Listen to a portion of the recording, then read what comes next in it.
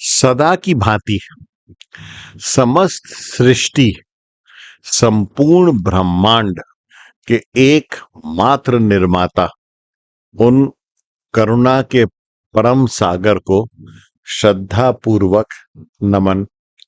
तत्पश्चात सहज ज्ञान सत्संग के इच्छुक आध्यात्मिक पिपासुओं को भी प्रणाम। प्रभु जी, आज का जो सत्संग है ये एक उस विषय पे है जो मेरे जीवन की एक बड़ी अद्भुत अगरबत्ती समान कथा है, जिसकी सुगंध निरंतर आती रहती है और निरंतर उन करुणा के परम सागर से करबद्ध प्रार्थना करता रहता हूं कि इस सुगंध को मेरी आत्मा तक पहुंचा दें, मेरी वाणी, मेरे विचार, मेरे आचरण तक पहुंचा दें, जिससे जीवन सुंदर सार्थक हो सके। तो प्रभु जी, आरंभ करते हैं आज के सहज ज्ञान का सत्संग इस सुंदर कथा के साथ, जिसने मुझे बहुत सोचने पे बाध्य किया। मेरे जीवन में, अब तक के जीवन में, मेरी लगभग 69 वर्ष की आयु हो गई। जो भी थोड़ा बहुत समय शेष उन करुणानिधि की इच्छा पे है, पर ये 2-3 सुंदर कथाओं में से सदैव एक कथा रहेगी। तो मैंने सोचा कि इस ज्ञान मोती को भी आपकी आत्मा के श्रृंगार के लिए आपको भेंट कर सकूं। ऐसा कहते हैं प्रभु जी की एक बहुत शक्तिशाली समृद्ध राज्य था। उसके जो राजा थे बड़े विद्वान थे, बड़े धार्मिक थे, बड़े सुंदर राजा थे, बड़े ज्ञानी थे और बहुत ही विनम्र थे। उनके परम मित्र उनके महामंत्री थे। तो राज्य का सारा शासन उनके प्रधानमंत्री पे रहता था। और तो सब ठीक था, पर एक बात बड़ी विचित्र थी, बड़ी अनूठी थी, बड़ी अद्वितीय थी, बड़ी अनुपम थी, बड़ी अतुलनीय थी, असाधारण थी राजा के विषय में। और उस बात से प्रधानमंत्री उनसे बड़े रुष्ट रहते थे, असहज रहते थे, कभी कभी क्रोधित भी हो जाते थे। होता ये था कि जैसे दरबार लगता था 9 बजे, तो राजा प्रायः 8:45 आ जाते थे। अब जब 8:45 आ जाते थे तो लोगों को बड़ी समस्या होती थी कि ये तो अजीब बात हो गई। तो अक्सर प्रधानमंत्री कहते थे कि आप ये क्या करते हो, जब 9 बजे दरबार का समय, तो हम पहले आ जाएं, उसके बाद आप आया करो।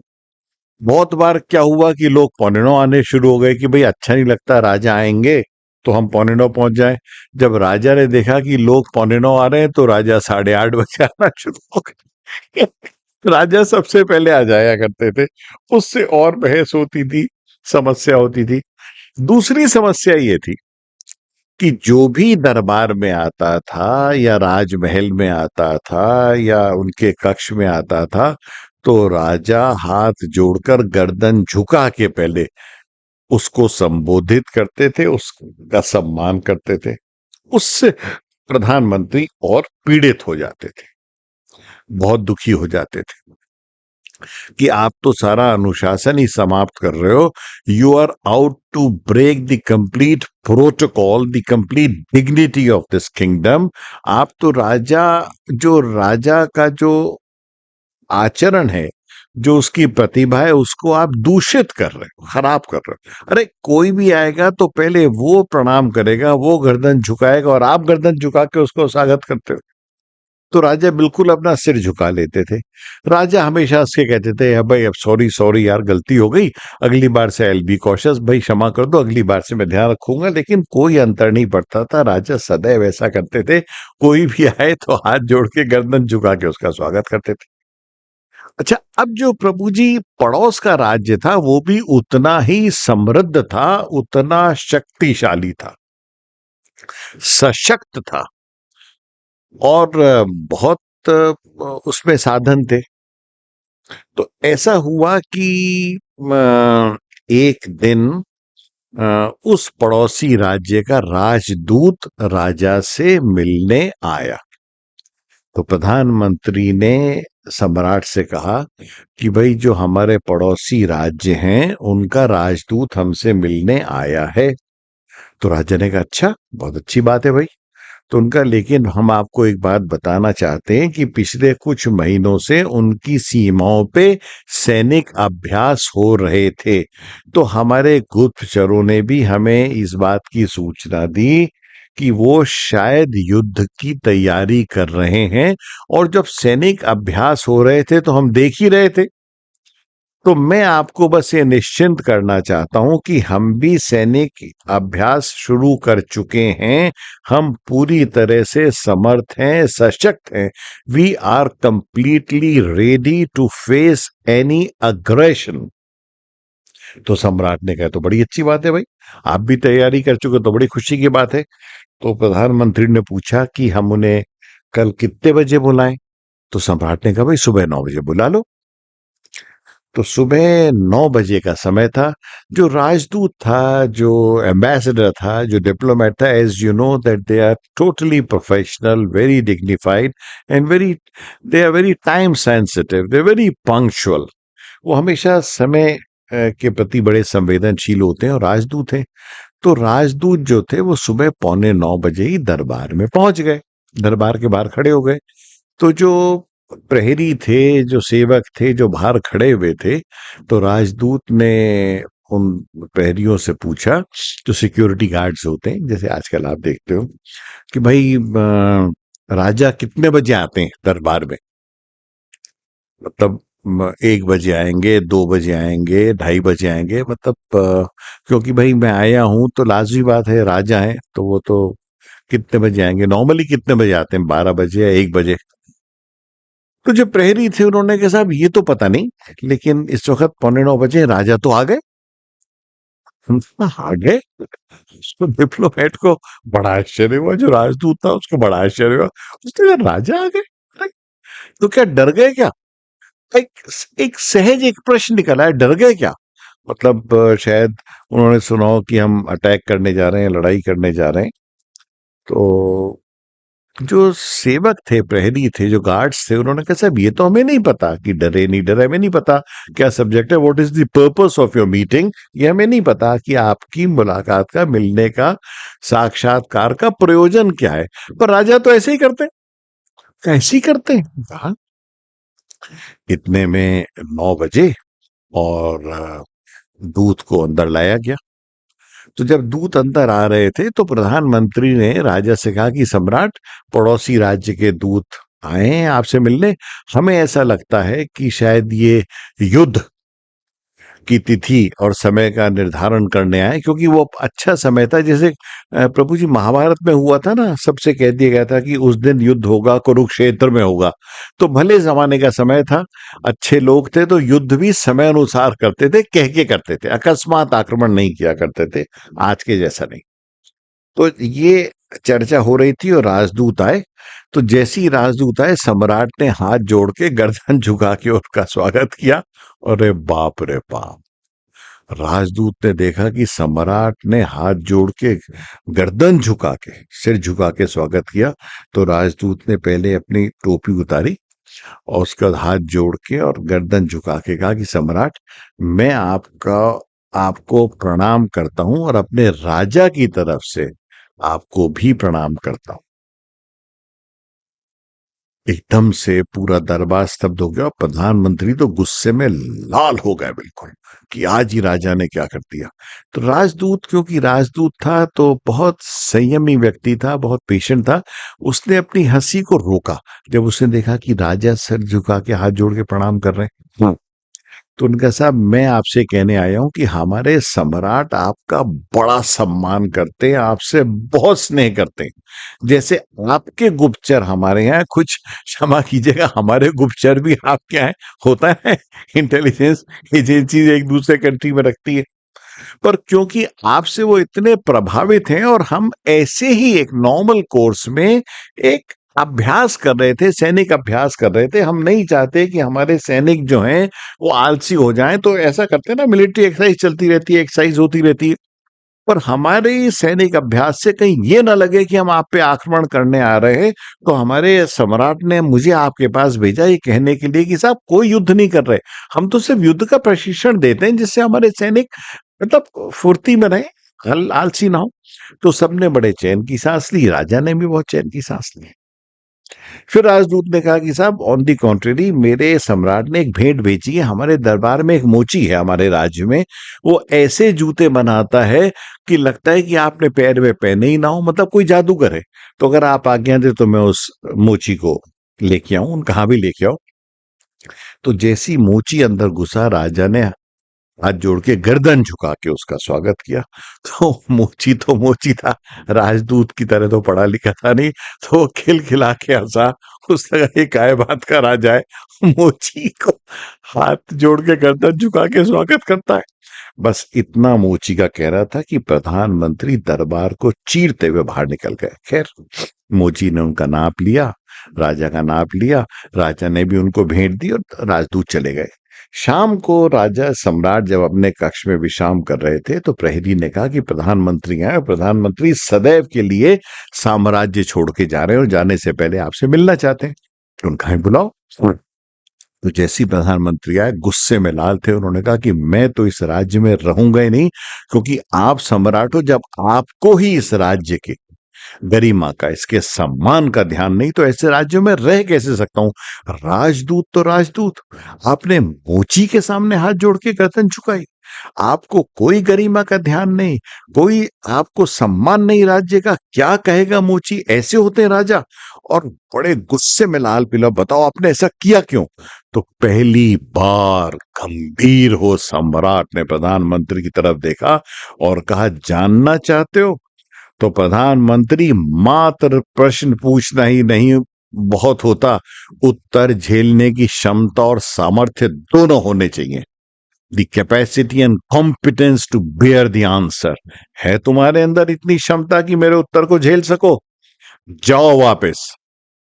और कल सुबह दरबार लगेगा 9 बजे, और याद रखना कि जल्लाद से कहना कि वो 9 बजे आए, और हमारे यहां कारागृह में पड़ा जो सबसे दुर्दांत खूंखार अपराधी है उसको मृत्यु दंड दिया जाएगा। जाओ यहां से, गेट आउट। पहली बार राजा इस तरह से बोले थे तो प्रधानमंत्री डर गए, कभी ऐसे बोले ही नहीं थे। सुबह 9 बजे जो कारागृह में, जेल में जो भी सबसे ज्यादा दुर्दांत अपराधी होगा, जिसको मृत्यु दंड मिलना होगा, और जल्लाद को बुलाया गया। 9 बज गए, 10 बज गए, 11 बज गए, 12, पहली बार हुआ कि सम्राट 2 बजे आए। 2 बजे, 2 बजे आए। उन्होंने आते ही जल्लाद की तरफ देखा और कहा कि अगर इस कैदी की तलवार के एक झटके में तूने गर्दन नहीं काटी, तो अपनी तलवार निकाल के कहा कि दूसरी झटके में मैं तेरी गर्दन काट दूंगा, काट। तो जल्लाद ने तलवार उठाई। वो जो अपराधी था, बड़ा दुर्दांत अपराधी था, बहुत से उसने मर्डर किए थे, रेप किए थे, पता नहीं क्या क्या क्या, तो उसको मृत्यु दंड तो मिलना ही था। तो एक झटके में जल्लाद ने जो गर्दन पे तलवार चलाई, तो उसकी गर्दन उड़ी और खून का फुवारा छूटा। इससे पहले वो कटा हुआ सिर जमीन पे गिरता, सम्राट मुड़े अपने मंत्री परिषद की तरफ और उन्होंने प्रधानमंत्री से कहा कि सुनो प्रधानमंत्री, आज से, इस क्षण से ये मेरी राज आज्ञा है कि जिस भी व्यक्ति ने पहली बार में मेरे आदेश का पालन नहीं किया, तो उसका वही हश्र होगा जो उस कटे हुए सिर का हुआ, मैं उसकी गर्दन काट दूंगा। इफ समबडी काउंटर क्वेश्चंस में, अगर कोई मुझसे प्रश्न पूछ लेगा, जो मैं कहूंगा उसको करो, करना ही है, मुझसे प्रश्न नहीं पूछना। इतनी देर में वो कटा हुआ सिर वो नीचे गिरा। उन्होंने प्रधानमंत्री से कहा, सुनो प्रधानमंत्री, अभी 2 बजे हैं, जाओ ये कटा हुआ सिर बाजार में बेच के आओ। बाप रे बाप, लगा कि सम्राट पागल हो गए। प्रधानमंत्री पूछने ही वाले थे कि कटा हुआ सिर बेच क्यों, कोई लेगा, बट जैसे ही सोचा कि अगर मैं सवाल पूछ लूंगा और राजा ने तलवार निकाल ली कि तो मेरी गर्दन कटेगी, तो प्रधानमंत्री ने वो कटा हुआ सिर अपने दोनों हाथ से उठाया। उसमें उसके मांस का लोथड़ा, उसमें खून गिर रहा था। प्रधानमंत्री उसको बेचने चल दिए। राजा ने कहा सूर्यास्त से पहले आ जाना बेच के इसको, चाहे कोई भी दाम मिले। सूर्यास्त हो रहा है प्रभु जी, कथा अंतिम अवस्था में आ रही है। सूर्यास्त हो रहा है। राजा महल के बाहर द्वार पे टहल रहे हैं और प्रधानमंत्री की प्रतीक्षा कर रहे हैं, क्योंकि सूर्यास्त होने ही वाला है और सूर्यास्त से पहले प्रधानमंत्री को तो लौटना ही था। तो देखा प्रधानमंत्री आ रहे हैं, उनके हाथ में वो कटा हुआ सिर है, वो खोपड़ी, वो गर्दन अभी भी लाल हो चुका था खून से। उनके वस्त्र, प्रधानमंत्री के चेहरे से खून टपक रहा था, उनके कपड़े फटे हुए थे। जब वो गेट पे आए, महल के द्वार पे आए, तो सम्राट ने कहा कहो प्रधानमंत्री बिका। तो उसने कहा सम्राट आप भी कैसी बात करते हैं, अगर उस वक्त मैं आपसे प्रश्न पूछ लेता कि कोई इसको खरीदेगा, तो आप तो मेरी गर्दन काट देते, पता नहीं आपको क्या हो गया। आप खुद सोच के देखो इस मनहूस चीज को कौन लेगा। तो उनका कैसी तुम बात करते हो, कोई इसका उपयोग नहीं, क्यों किसी को तो इसका उपयोग लगा होगा। उसने कहा आप उपयोग की बात करो, जब मैं इसको लेके महल के बाहर गया और मैं जब सीमा में अपने जहां पे बस्ती वहां पहुंचा, तो लोगों ने कहा ये प्रधानमंत्री, ये पागल हो गया, ये कटा हुआ सिर बेचने आया है, ये तो इस लायक ही नहीं कि इसको प्रधानमंत्री रखा जाए, इसको तो निकाल देना चाहिए। और मुझे गालियां देनी शुरू करी, मुझे मेरा अपमान करना शुरू किया। तो मुझे समझ में आया कोई इसको तो लेगा नहीं। तो मैंने कहा भैया तुम्हें ना लेना हो मत, तो इसको फ्री में ले लो, मत दो पैसे। जब उस पे भी लोगों ने गाली गलौज करनी शुरू की, मुझे पत्थर मारने शुरू किए, तो मैंने अपनी अंगूठियां उतारी, अपने गले का हार उतारा। अच्छा भैया तुम ये ले लो, पर इसको ले लो, मेरी जान छोड़ाओ, इसको तो ले लो, मेरे ये स्वर्ण आभूषण ले लो, मुद्रिकाएं ले लो, सब ले लो, और मात्र मुझे गेहूं का दाना दे दो, जिससे मुझे कहने को जाए कि गेहूं के दाने के बदले बेच के आया। तो लोगों ने कहा पागल हो गया है प्रधानमंत्री, और लोगों ने पत्थर मारने शुरू किए। तो बताइए सम्राट इसको कौन लेता। तो सम्राट ने कहा कि कोई नहीं मिला इस राज्य में, अरे कोई तो होगा जिसको इसको उपयोग लगा होगा। तो उनका नहीं, इसका कोई उपयोग नहीं। तो सम्राट की आंखों में से दो आंसू आए। सम्राट ने प्रधानमंत्री के बहुत प्रेम से उनके कंधे पे हाथ रख के पूछा कि मित्र, इसका एक ही उपयोग है जो मैं करता हूं, झुका लेता हूं, और कटने के बाद तो इसका ये भी उपयोग नहीं रहेगा। कितनी कितनी कितनी कितनी सुंदर बात सम्राट ने कही कि मित्र, इसका एक ही उपयोग है जो मैं करता हूं कि मैं इसको झुका लेता हूं, क्योंकि झुकने के बाद तो इसका ये भी, कटने के बाद तो इसका यो भी उपयोग नहीं रहेगा। जिस दिन मर जाऊंगा क्या लाभ होगा इसका, या जिस दिन कट जाएगी, जैसे इस कटा हुआ है तो ये तो झुक भी नहीं सकता। तो एक ही तो उपयोग है कि इसको झुका लो। और झुकाता किसके सामने, उस परम पिता परमात्मा, क्योंकि ये सम्राट द्वैत को जानते थे, सम्राट हर जगह उसको देखते थे। तो उनको, और मैं सम्राट हूं, मुझे कोई झिझक नहीं है, मेरा कोई अहंकार नहीं है, मैं झुका लेता हूं गर्दन, क्योंकि मैं उस संपूर्ण सत्ता के एकमात्र स्वामी के सामने गर्दन झुकाता हूं। तो तुम्हें किस बात का अहंकार, तुम्हें किस बात की आपत्ति, तुम क्यों ऑब्जेक्ट करते हो मैं गर्दन झुका के मिलता हूं। अरे जिस दिन कट जाएगी या मर जाऊंगा तो इसका तो ये उपयोग भी खत्म हो जाएगा, एक ही तो छोटा उपयोग है, झुका लो भैया, झुका लो, हो जाओ, बन जाओ, दे दो सम्मान किसी को। प्रधानमंत्री समझ चुके थे, प्रधानमंत्री के हाथ से वो खोपड़ी गिर चुकी थी, प्रधानमंत्री रोए जा रहे थे, अनकंट्रोलेबल टीयर्स आ रहे थे, अपनी गलती का आभास हो रहा था कि कितनी मैंने मूर्खता करी सम्राट से नाराज होके, कितना मैं मूर्ख था कि सम्राट की इस सुंदर बात को मैं नहीं देख पाया। तो प्रभु जी, ये कथा जीवन की बड़ी सुंदर अद्भुत कथा है जो मुझे बहुत अच्छी लगती है। उन परम पिता परमात्मा करुणा के अनंत सागर से प्रार्थना करता हूं कि कभी कभी जब क्रोध आए, अहंकार आए, तो अंदर ही अंदर काट देना, इसको झुका देना आपके चरणों में, जिससे अगरबत्ती की तरह हम इस बात की सुगंध में रहें कि हमें विनम्र ही होना होगा। बोलो राधा प्रिय वृंदावन बिहारी लाल की जय।